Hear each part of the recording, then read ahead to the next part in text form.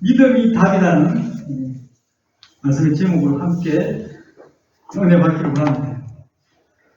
1994년 10월 21일 오전 7시 40분경에 서울 성수동과 강남구 압구정로를 연결하는 성수대교가 있는데, 그 성수대교가 10번과 11번 그 사이의 교각이 완전 상판이 그냥 두부 자르듯이 딱 떨어졌습니다. 보이시죠?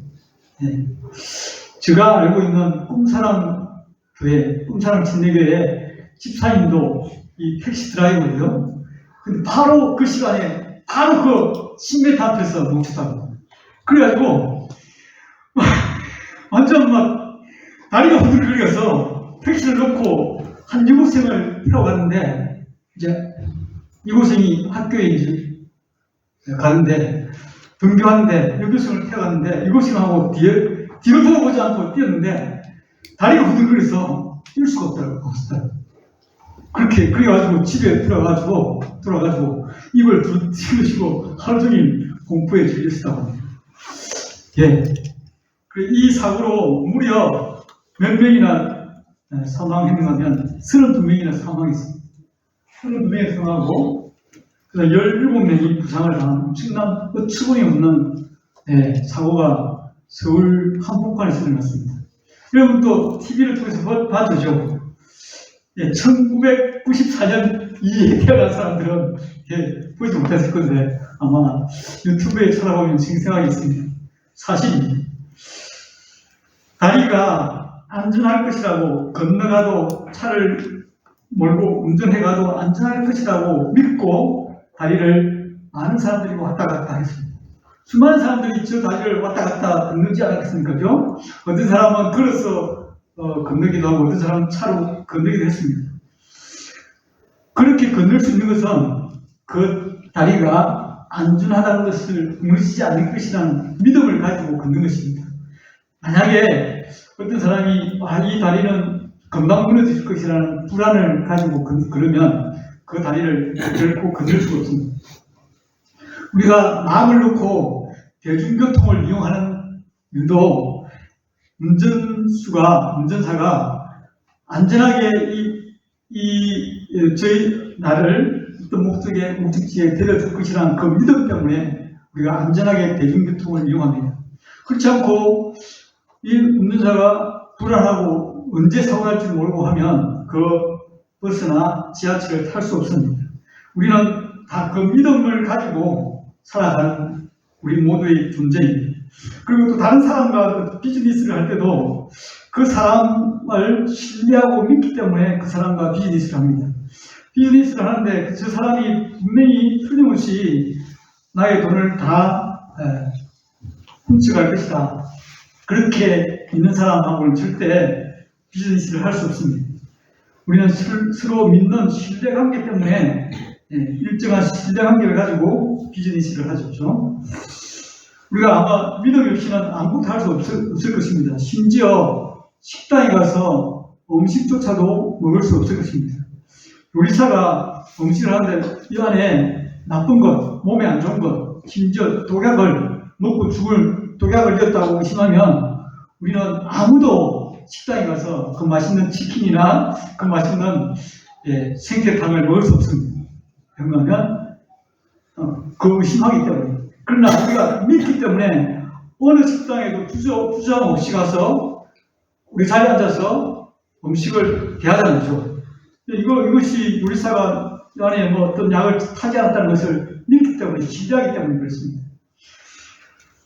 그래서 온 세상은 사실은 믿음을 바탕으로, 믿음을 기초해서 이 세상이 굴러가고 이루어지고 있습니다. 그러니까 이 세상의 모든 삶의 기초는 믿음의 바탕을 둡니다. 믿음이 깨어지면 우리는 한시도 살 수 없는 존재입니다. 결혼한 부부도 마찬가지로 생각합니다. 결혼한 부부가 처음에 눈물이 물어가지고 사랑 때문에 결혼했지만 나중에 뭐 때문에 사는 줄 아십니까? 그 조그만 남은 믿음 때문에, 그 신뢰 때문에 살아갑니다. 만약에 부부 간에 조그만 신뢰도 없다면, 살 수 없다면 같이 살 수 없습니다. 같이 살 수 없습니다. 저도 결혼하고 난 다음 집사람에게 쏘았다는 그런 말도 들었습니다. 그러니까 믿을 만한 남자들 알고 결혼했는데 살다 보니까 믿을 구석이 하나도 없거든.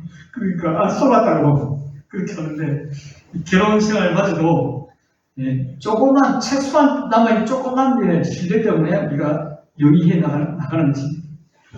그처럼 우리가 하나님을 믿는 이 신앙생활에도 가장 신앙생활의 기본이 되는 것이 바로 믿음입니다. 우리가 믿음을 통해서 누구를 만나니까 하나님을 만나죠. 그죠? 우리가 어떤 지식을 통해서 어떤 일을 통해서 만나는 것이 아니라 믿음을 통해서 하나님을 만납니다. 그리고 믿음을 통해서 구원도 받습니다. 우리가 어떤 것을 통해서 구원받는 게 아니라 우리 어떤 일을 통해서 받는 것이 아니라 뭐를 믿는다고요? 믿음으로 구원을 받습니다. 그렇기 때문에 어쩌면 우리 신앙생활의 전부는 믿음이라고 할 수가 있습니다. 우리가 복음서 마태, 마가, 누가, 요한을 보면 예수님이 칭찬하는 부분들이 있어요. 다른 것은 예수님이 칭찬 잘 하지 않았어요. 거의 하지 않았는데 예수님이 칭찬한 것이 있는데 그것은 바로 믿음입니다. 예수님은 믿음을 고치고 칭찬하시는 모습들을 우리가 이 복음서에서 많이 나와 있습니다. 예수님이 칭찬한 사람들이 복음서에 쭉 나와 있는데요. 제가 예를 들어서 이야기하면요.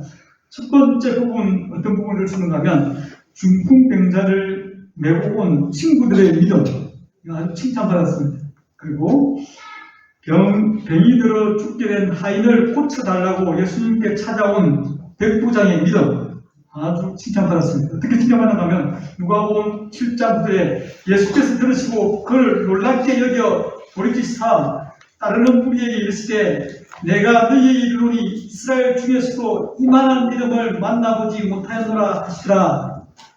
놀라운 믿음을 발휘했습니다. 그래서 예수님이 칭찬하셨습니다.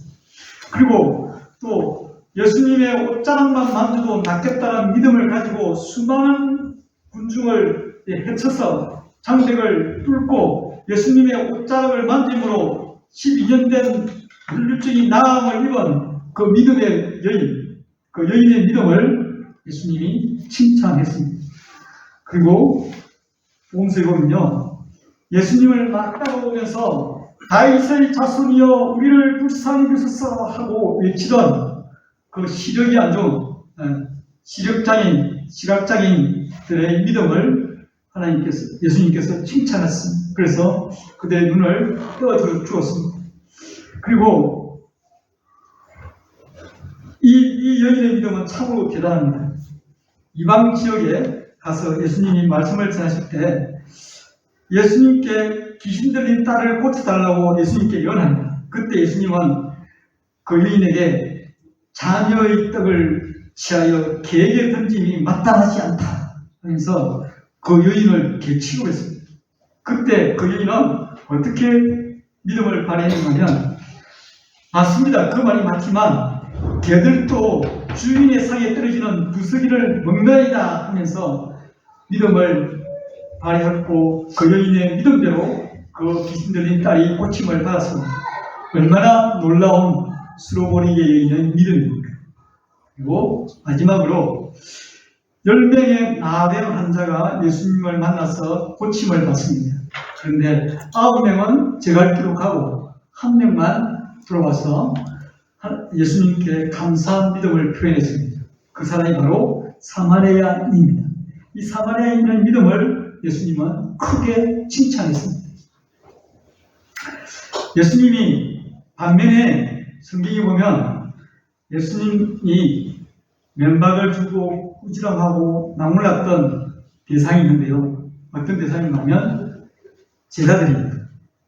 왜 제자들이 꾸지람을 당하고 면박을 당했는가 하면 그들이 믿음이 없었기 때문입니다. 성경에 등장한 대표적으로 믿음이 없는 사람의 그룹이 12 제자들이었습니다. 물론 바리새인들이나 물론 사두개인들이나 물론 종교 지도자들이 믿음이 없었지만 예수님이 주목한 것, 제자들에게 주목한 것은 제자들의 믿음을 주목했던 것입니다. 그래서 예수님이 예수님이 같이 배를 타시고 예수님이 피곤하여서 예수님이 대안에서 주무시고 있을 때 풍랑이 일어났습니다. 막 태풍같이 이렇게 큰 파도가 일어났습니다. 그때 제자들이 벌벌벌 떨어서 두려워해서 예수님을 깨우자 예수님은 그들에게 믿음이 없는 자들이여 라고 책망했습니다. 그리고 간질 들린 아이를 데리고 와서 꽃이 달라는 아버지에게 그 제자들이 사나이에서 막 개비고 있을 때 예수님이 제자들에게 그들 역시에게도 믿음이 없음을 책망했습니다. 예수님이 우리에게 보고자 하시는 것, 그러니까 예수님이 사람들에게 보기를 원하는 것, 그것은 무엇일까요? 그 사람의 파도, 그 사람의 지위, 그 사람이 이뤄놓은 놀라운 성취, 그것을 보기 원하시는 것이 아니고 예수님이 보기 원하시는 것은 바로 우리들의 믿음. 믿으십니까? 예수님은 우리의 믿음을 보시기 원하십니다. 히브리서 11장 6절 다 같이 읽겠습니다. 히브리서 11장 6절 시작. 믿음이 없으면 하나님을 믿으시게 하나니 하나님께 바라는 자는 반드시 그가 계시고와 또한 그가 자기를 찾는 자들에게 상상심을 믿어야 합니다. 하나님을 기쁘시게 하기 원하십니까? 그렇다면 믿음을 가지십시오. 하나님에 대한 믿음을 가지십시오. 어떤 믿음인가 하면 하나님께 나아가는 자는 반드시 그가 계신 것, 하나님이 살아계신 것, 그것을 믿는 것, 그것이 바로 하나님을 기쁘시게 하는 믿음입니다. 하나님이 살아계신 걸 믿으십니까? 그 하나만 우리가 잘 믿어도 사실은 우리 인생의 모든 문제가 해결될 수 있습니다. 그리고 하나님이 자기를 찾는 자에게 반드시 상 주시는 심을 믿어야 돼요. 하나님은 좋으신 하나님이시기 때문에 자기를 찾는 자에게 상을 주시는 분심을 믿으시기 바랍니다. 이 믿음이 하나님을 기쁘시게 하는 믿음이고, 이 믿음이 예수님이 우리 속에 있는가 없는가 보기를 원하시는 믿음이심을 믿으시기 바랍니다. 우리 모두는 다 하나님 앞에서 믿음의 사람이 되기를 바랍니다. 그렇다면 이 믿음이 답이라고 제가 오늘 제목으로 정했는데, 그렇다면 믿음이 답이 되기 위해서 어떻게 해야 될 것인가? 그것을 우리가 함께 알아보기로 합니다. 첫 번째, 믿음이 내 인생의 답이 되기 위해서는, 믿음이 이 세상의 답이 되기 위해서는 믿음의 내용과 믿음의 대상을 올바로 알아야 합니다. 이것은 우리가 무엇을 믿는가, 또 누구를 믿는가 하는 믿음의 내용과 믿음의 대상을 바로 알아야 한다는 뜻입니다. 자, 제가 예화를 먼저 소개하도록 하겠습니다. 50대 남자가 50대 남성이 이 TV에 캡처하는 거예요. 화면을 저 유튜브에 캡처하는데, TV에 나온 뉴스가 나왔는데, 작년 6월달에 대전시 서구의 어느 한 아파트 앞인데, 이 특히 남성이 50대 남성입니다. 58살인가 그렇게 됩니다. 그런데 그 아파트 안쪽에 이제 출입문에 초등학생이 들어가고 또 어떤 사람이 나오는 장면이 나옵니다. 이 남자는 아이가 내리는 파근차 곁으로 다가가서 사람들이 많이 이렇게 움직이기 때문에 사람들이 전혀 의심하지 않을 정도의 그런 행동을 했습니다. 그 파근차에서 내리는 아이에 다가가서 그 아이에게 내가 아이스크림을 잘 테니까 나 따라가자고 그렇게 꼬셨다고 합니다. 그리고 아이는 훔칫훔칫하면서 좀 이상한 사람이기 때문에 계속 피해서 자기 아파트 쪽으로 끌어갔고, 이 50대 남성은 그 출입문 앞에까지 따라가서 돈까지 보여주면서 돈 있다고 보여주면서 아이를 유인하려고 했습니다. 아이는 계속 거기에 넘어갈까 말까 하는 순간에 그 아파트 안에서 어떤 주민이 나오는 바람에 이 50대가 황급히 뒷걸음치고 말았습니다. 이것이 고스란히 CCTV에 걸렸어요. CCTV에 걸려가지고 이 아이가 이 사실을 엄마에게 말함으로 말미암아 엄마가 이 사실을 경찰에 고소함으로 말미암아 이 사람이 붙잡혔어요. 그래가지고 올해 1년만 계속 이렇게 재판이 받다가 올해 4월달에 징역 1년에 처해졌습니다. 이 아이가 따라하지 말아야 될 사람, 이 아이가 믿지 말아야 될 사람, 이 아이가 믿지 말아야 하는데요. 그것이 이분이 유혹한 겁니다. 이분을 만약에 따라갔다면 이 아이는 어떤 일을 당했는지 아무도 모릅니다. 믿음이 답이 되기 위해서는 우리가 무엇을 믿어야 할지 또 누구를 믿어야 할지 바르게 하는 것이 중요합니다. 우리가 믿음도 그냥 아무렇게나 믿어서는 안 된다는 것입니다. 아무렇게 믿어가지고 인생 종친 사람들이 얼마나 많습니까? 아무렇게 믿어가지고 이만희 따라가고 아무렇게 믿어가지고 정명석 따라가고 통일교 따라가서 얼마나 많은 사람들이 풍지박산이 됐습니다. 인간의 불행은 잘못된 믿음에서부터 시작됩니다. 아담과 하와는 사탄의 유혹으로 선악을 알게 하는 나무 열매를 먹음으로 하나님과 같이 될 수 있다는 그 잘못된 믿음, 잘못된 정보, 잘못된 지식을 따라감으로 말미암아 타락하게 되고 온 인류를 불행에 빠뜨리게 되었습니다. 이스라엘 민족도 하나님을 경외하고 하나님 말씀을 믿고 따르기보다는 잘못된 선지자들의 말과 이방 신들을 잘못 섬기는 말미암아 그들은 멸망을 당했습니다.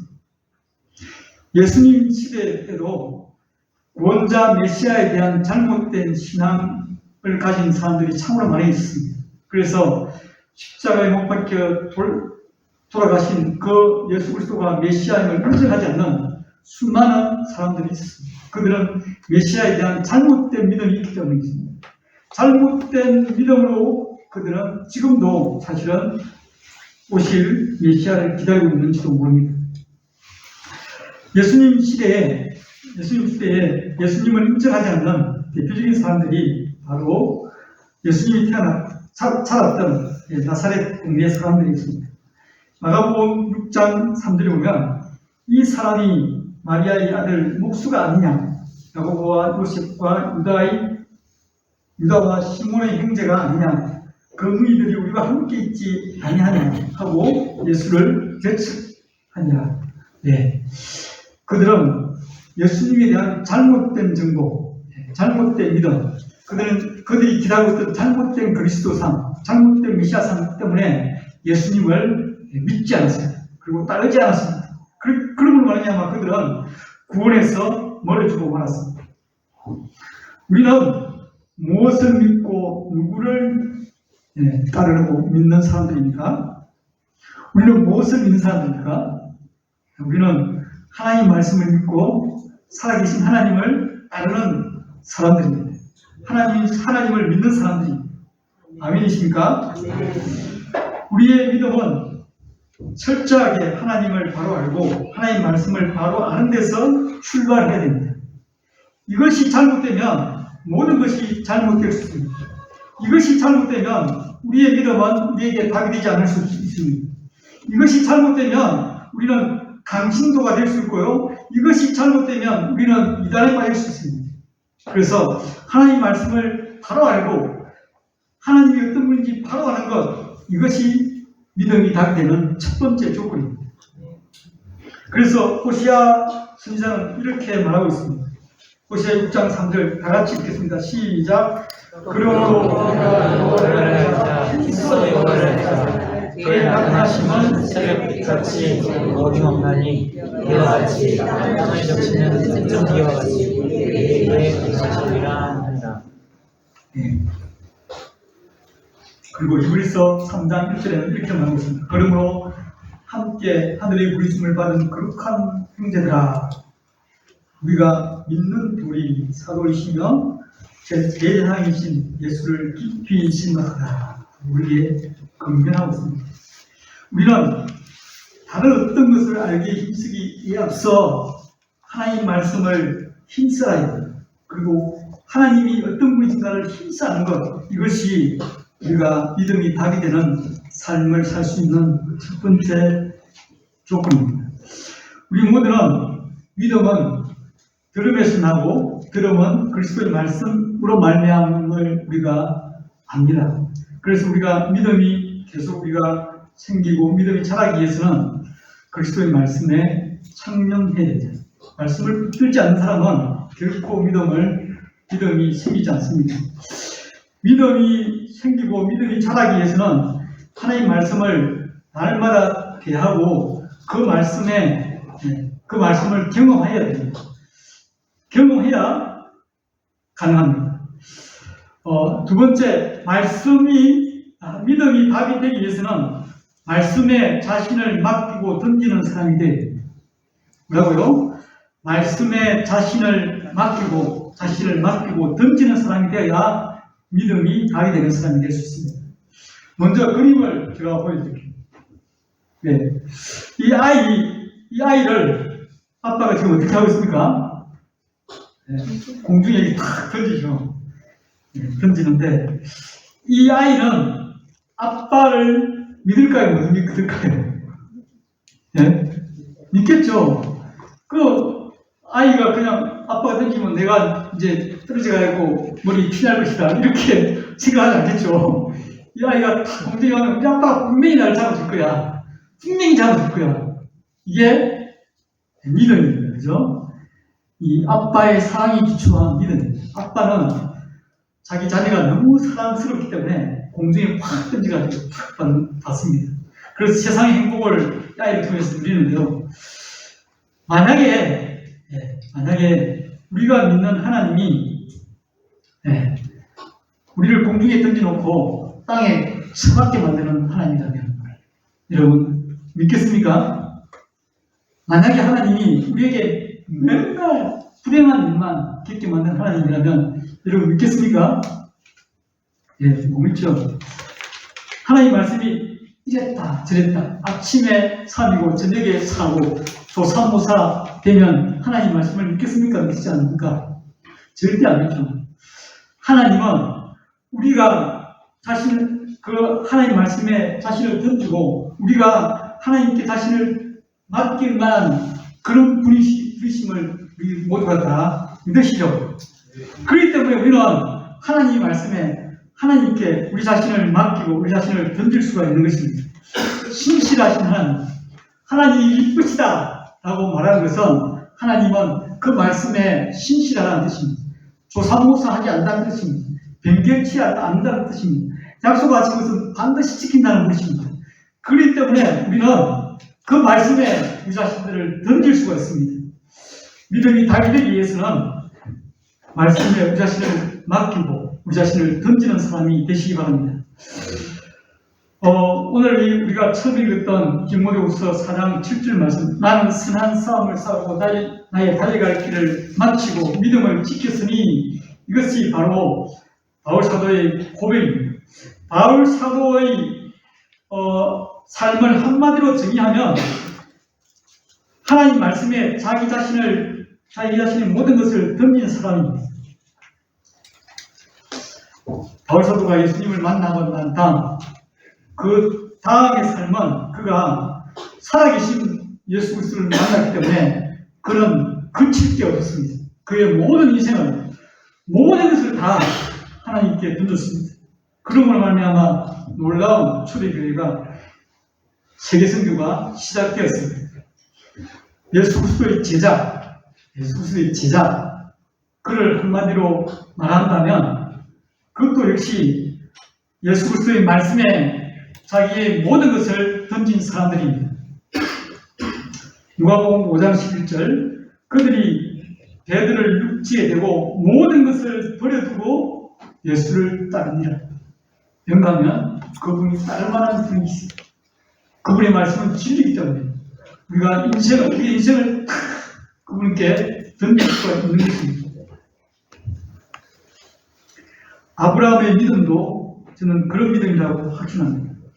아브라함이 하나님께 부르심을 받았을 때 자기 집과 본토 친척 아비를 떠날 때 그 믿을 만한 분, 그 신실하신 분, 그 하나님 말씀에 자기 자신을 던짐으로 그는 믿음의 주상이 되었습니다.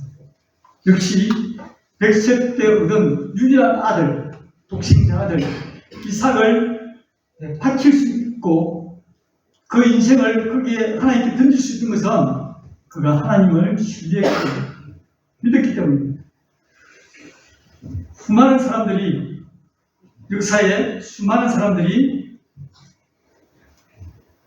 하나님 말씀에 자신을 맡기고 던짐으로 말미암아 인생의 답을 찾았습니다. 우리는 그 자기 자신을 던지고 맡기는 그 인생의 답을 찾은 그 믿음의 선배들을 따라서 우리는 앞으로 따라갈 겁니다. 우리 모두가 다 정말 그 말씀을 붙잡고 그 말씀 앞에 내 믿음을 표현하는 믿음의 사람이 되기를 원합니다. 말씀을 뵙겠습니다. 찬양 중에 말씀 앞에서라는 찬양이 있습니다. 그 말씀 앞에서 찬양의 후렴 끝부분이 이렇게 되어집니다.